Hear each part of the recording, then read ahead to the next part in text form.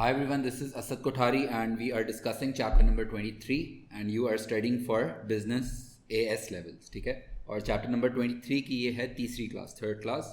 In the first class we talked about the stages of production process. In the second class we talked about the difference between labor and capital intensive, and for this particular section and this particular chapter, this is the third class. और इसके अंदर मैंने आपको last class में, I think last से last class में मैंने आपको डिफरेंस बताया था और ये पिक्चर्स भी दिखाई थी कि कैपिटल इंटेंसिव और लेबर इंटेंसिव के like how a business looks like. और ये पिक्चर्स दिखाने का कॉन्सेप्ट क्यों है, क्यों दिखा रहा हूँ पिक्चर्स, क्योंकि थोड़ा सा आप सिर्फ पढ़ने के साथ साथ या बुक पढ़ने के साथ साथ you need to know what practical business looks like. या दुनिया के अंदर जो चीज़ आप यहाँ पे पढ़ रहे हो, ये जो चीज़ें लेक्चर आप समझ रहे हो, ये चीज़ें दुनिया में कोई ना कोई कर रहा है. और इस बात की अंडरस्टैंडिंग ज़रूरी है कि ये सिर्फ किताब नहीं है या ये सिर्फ डेफिनेशन नहीं है. It actually exists in the real world and you need to understand this. और जो हम लोग प्रोडक्शन के ऊपर बात कर रहे थे, how the inputs are being converted into outputs, या जिस हम प्रोडक्शन प्रोसेस की बात कर रहे थे, basically converting inputs into outputs. तो इसमें एक डिस्कशन छोटा सा जो इस एरिया का रह गया वो ये कि why would a business put in effort to convert inputs into outputs? Why is there a need to convert this resource into this shirt? Why would a business want to do it? They could have just sold this cotton. वो cotton farming करते, cotton बेचते, या direct raw material खरीद के आगे profit में बेचते, ये भी हो सकता था. बट क्यों एक बिजनेस इस तरह नेचुरल रिसोर्सेज को या रॉ मटेरियल को या लैंड लेबर कैपिटल को आउटपुट के फॉर्म में लेकर आता है? ऐसा क्यों करता है? क्योंकि देखो, इसका basic objective obviously is to add value to the resources. A business will want to convert basic resources into the final product, ताकि हम उस मटेरियल के अंदर या उस रिसोर्स के अंदर ज़्यादा से ज़्यादा वैल्यू ऐड करके कस्टमर से ज़्यादा प्राइस निकाल सकें. That's the basic objective of any production process. हम इतना, जैसे ये वाला बिजनेस है, अब ये इस कॉटन को उठा के इस शर्ट की शक्ल में लेकर आ रहा है, तो ऑब्वियसली अगर ये टी शर्ट जो आप देख रहे हो, अब ये टी शर्ट के अंदर जो रॉ मटेरियल लगा हुआ है, let's talk about this added value. वैसे यूनिट 1 में भी डिस्कस हुआ था ये चीज़, लेकिन एक दफ़ा थोड़ा सा और इसमें एक टेक्निकल डिफरेंस आएगा जो आपने यूनिट 1 में पढ़ा था उससे कंपैरेटिवली, कि let's say if we talk about this T shirt, ठीक है, इसमें जो रॉ मटेरियल लगा हुआ है, रॉ मटेरियल क्या लगा हुआ है? कॉटन यार्न, बटन्स, बाकी भी होगा ऑब्वियसली बहुत सारा, कलर, डाइज, सही है, colour. Let's say cotton, let's talk about the cost, ठीक है. लेट्स से $4 का हमें कॉटन यार्न कॉस्ट कर रहा है, $3 इस टी शर्ट की बात कर रहा हूँ, एक टी शर्ट की. बटन्स की कॉस्ट $3 आ रही है और जो कलर है उसकी भी कॉस्ट $3 आ रही है. This is the raw material that I am using for the process, for the manufacturing of this T shirt. In total मेरी जो कॉस्ट आ रही है वो $10 की कॉस्ट आ रही है, जो रॉ मटीरियल लग रहा है इस टी शर्ट के ऊपर, ठीक है. अब हमने ये सारा, अगर मैं चाहता एज अ कस्टमर, ये T shirt, let's say T shirt मैंने खरीदी है $25 की, लेट्स से, ऐसे ही just fixtures example, I have purchase this T shirt for $25, let's say. क्यों? अगर मैं चाहता तो मैं मार्केट जाके कॉटन यार्न खरीदता, बटन्स खरीदता, कलर अलग से खरीदता, सब कुछ रॉ मटेरियल मार्केट से अगर मैं खरीदता तो मुझे शायद वो $10 का कॉस्ट करता. But if I'm going to some outlet, I'm getting this t-shirt for $25. Why? And I'm willing to pay $25. Why? Because I know कि अगर मैं रॉ मटेरियल अलग अलग जाके ख़रीदूँगा, कॉटन यार्न अलग ख़रीदूँगा, बटन्स अलग ख़रीदूँगा, तो वो किसी मेरे काम के नहीं है. Even if I am spending $10, वो मेरे किसी यूज़ का नहीं है. एज अ कस्टमर घर पे रख के क्या करूँगा मैं बटन्स को? द पॉइंट इज़, एक बिजनेस रॉ मटेरियल को प्रोसेस करके उस शक्ल में लेकर आता है कि कस्टमर जो है ना, वो उसकी ज़्यादा price, I know that this is not worth $25 of material, this is obviously cheaper, लेकिन आई एम विलिंग टू पे $25 बिकॉज आई नो कि ये चीज़ जिस तरह से जो प्रोसेस किया हुआ है इन्होंने वो मेरे काम की चीज़ है एंड वो मैं घर पे बैठ के खुद नहीं कर सकता.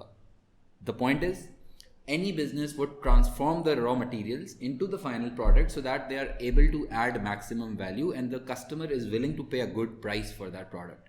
That's what the basic objective of any production process is. अगर हम फर्नीचर की बात करते हैं, एक नॉर्मल टेबल भी होगी तो उसको अगर हम सिर्फ लकड़ी खरीद लें, जाके वुड खरीद लें तो वो बहुत सस्ती है, लेकिन बिजनेस क्या करता है, उसको प्रोसेस इस तरह से करता है या उस वुड को उस तरह से पॉलिश करता है, उस तरह से उसकी कटिंग और असेंबलिंग करता है कि वो कोई मीनिंगफुल पर्पज़ डिलीवर करे.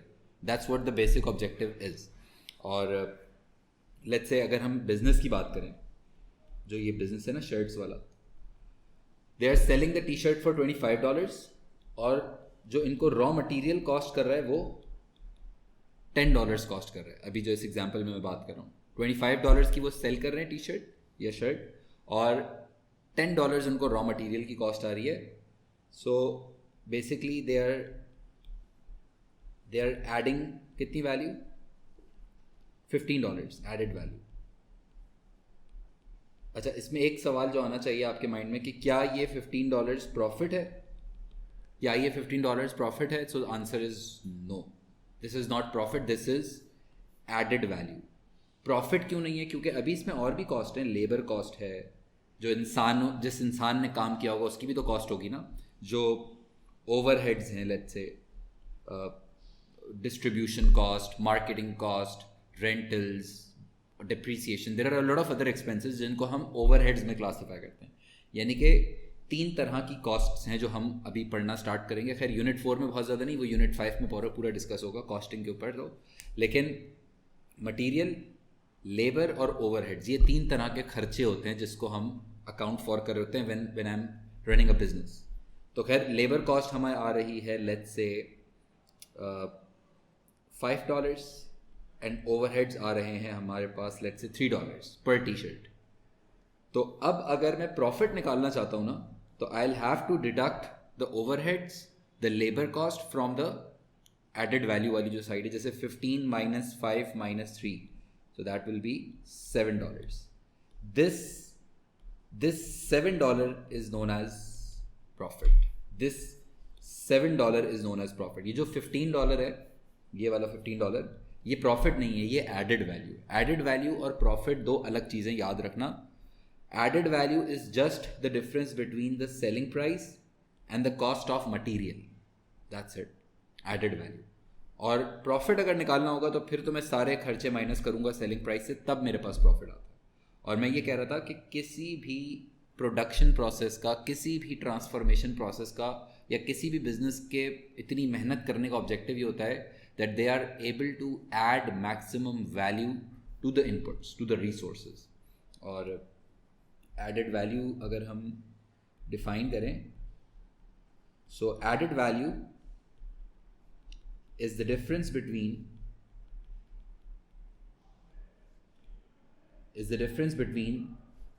the selling price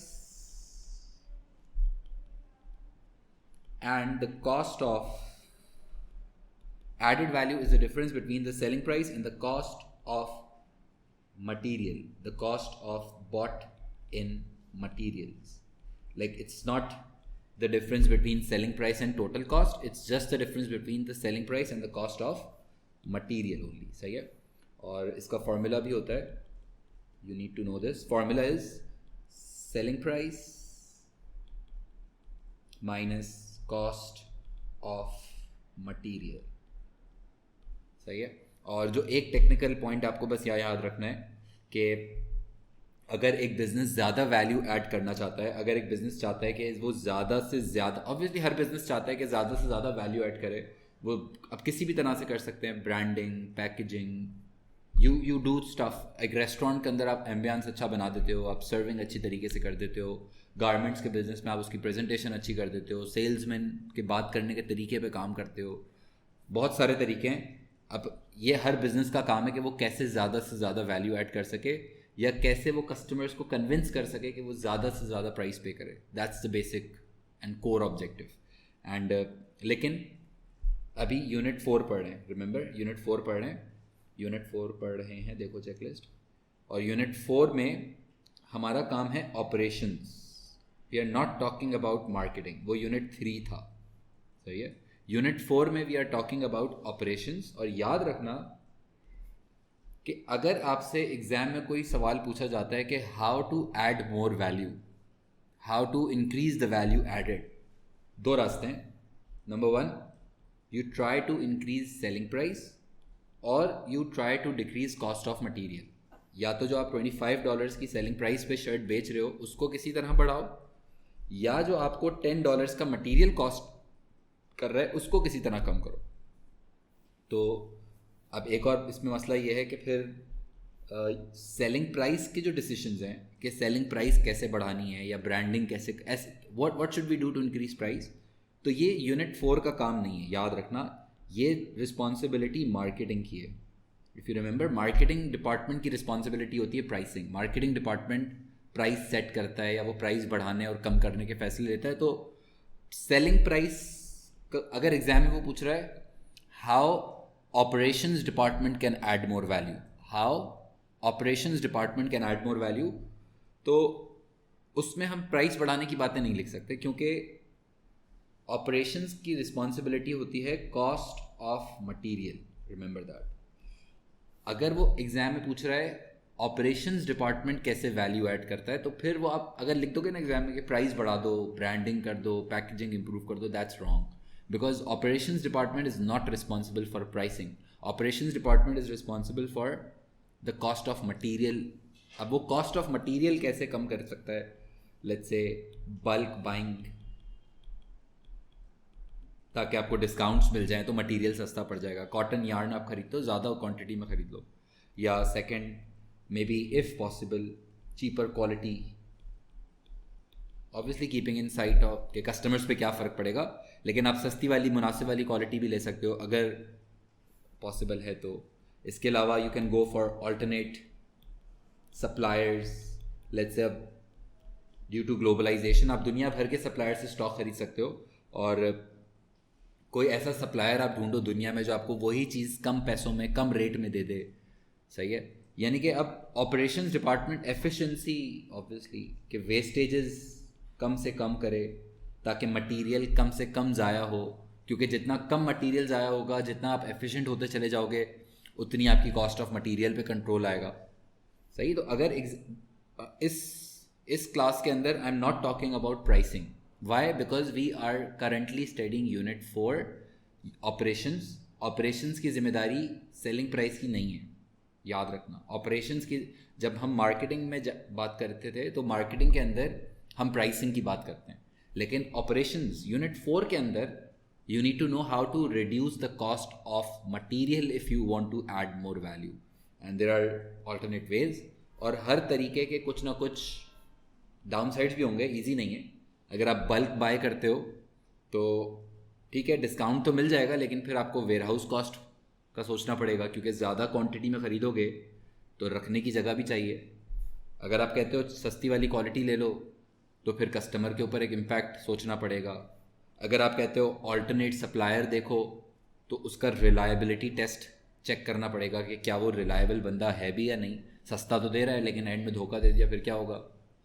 similarly efficiency बढ़ाना इज़ नॉट ईजी, ट्रेनिंग चाहिए होगी, नई मशीन्स चाहिए होंगी, you'll need some resource to increase efficiency, it's not easy. So my point is आज की जो भी हम क्लास में बात कर रहे हैं कि वो what is the basic objective of any production process that you can see in the entire world, why a business is putting in effort. So why, number one, they want to add more value, and if they want to add, why do they want to add more value? क्योंकि उनको profit ultimately ज़्यादा करना है obviously. अब value add कैसे करते हैं ज़्यादा, दो रास्ते हैं। You can either plan to increase selling prices, which we are not discussing in this class because that's marketing, और you can try to cut down on your material cost, which is the responsibility of operations, and operations can have different actions available जो वो ले सकते हैं to cut down on the cost of material, ठीक है। लेकिन हर action के या हर डिसीजन के कुछ ना कुछ काउंटर साइड भी होगी, तो हमें उस पर बहुत सोच समझ के फैसला लेना होता है। इट्स नॉट ईजी, सही है। और अगर हम चैप्टर नंबर 23 की बात करें, चैप्टर नंबर 23 में इन टोटल तो 5 सेक्शंस हैं, लेकिन अभी इस क्लास में जो हम क्लोज कर रहे हैं that's your first section. This is your third class but the first section of chapter number 23, जिसमें आपने क्या क्या सीख लिया. Number 1, you know what the factors of production are. You know what the different stages of a production process or a transformational process is. Number 3, you know what added value is and how to add more value. And also यहाँ लिखा हुआ नहीं है लेकिन you know the difference between capital intensive and labor intensive production processes. You know the advantages and disadvantages, and you know जो आपने last की 2 classes में क्लास 1 और क्लास 2 में पढ़ा था कि what are the different factors that a business should consider before deciding between labor intensive and capital intensive. That's all for third class. And next जो हमारी fourth class होगी उसमें हम इसका next chapter number 23 का ही next section start करेंगे which is productivity. See you all in next class.